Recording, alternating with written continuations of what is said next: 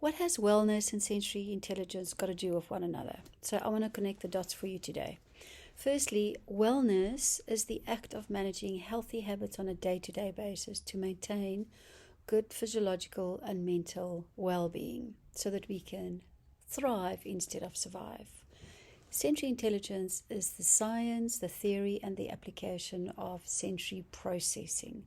The seven senses, how they work within the human brain, and what results do they have in your daily attention, emotion, and behavior. Those are two definitions briefly of sensory intelligence and wellness. Now, and then I want to highlight three particular points which will connect the dots for you. Number one is you've got seven senses, and your seven senses is basically your connectors with your day-to-day environment.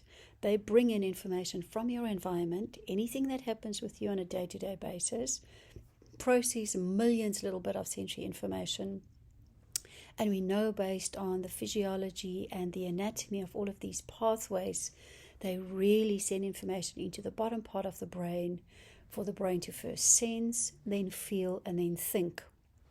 So it's got this really fundamental, unconscious, but hierarchical level through processing information through into the nervous system and ultimately up into the human brain. So the seven senses is the conduit. It happens first and it facilitates day-to-day actions. Secondly, it's all in the neuroscience, and there's a lot of complexity around this. And if you want to go and check our YouTube channel, I did a whole video on the neuroscience of sensory intelligence. I just want to highlight two functions here. One is the reticular activating system, and one is the autonomic nervous system. The reticular activating system have got connections with all the sensory pathways. They make us feel alert, awake, or asleep.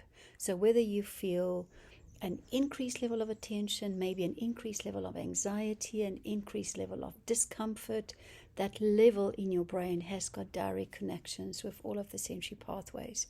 We know we can use the senses to make you feel calmer, to make you feel more alert, or it actually can have a direct impact on your level of alertness, which really supports everything that we do. So alert, arousal, think about that, relates to focus, attention, and obviously day-to-day concentration. So the brain is really important. The autonomic nervous system, the other one, relates and results in your fight, flight, and fright responses.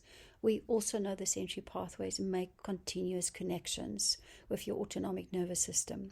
So based on the neuroscience, we can use sensory stimulation to impact attention, arousal, and we can also use sensory information that will impact your level of stress, which is associated with fight, flight, or fright.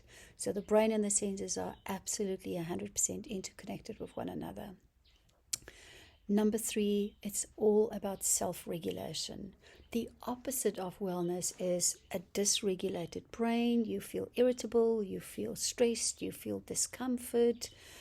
You might start to become anxious. That suggests that your brain is dysregulated.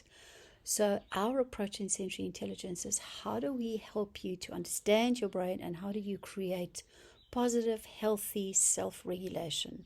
And we use self-regulation with a bottom-up approach. In other words, we use the senses. We teach you this, so we're not using a cognitive approach, not the top-down approach. We use bottom-up. Use your body, use your senses, because by doing that directly through understanding these pathways, we can help you to be more regulated, in other words, to be calmer, to be more focused, reduce your stress, less distractible, less irritable. And we obviously have an impact on your alert state, your stress state, and then obviously your outcome as a result. So those are the three connection points between sensory intelligence and wellness. Hopefully that has given you a little bit of insight. We'd love to chat to you some more, so do reach out. Speak to you soon. Cheers.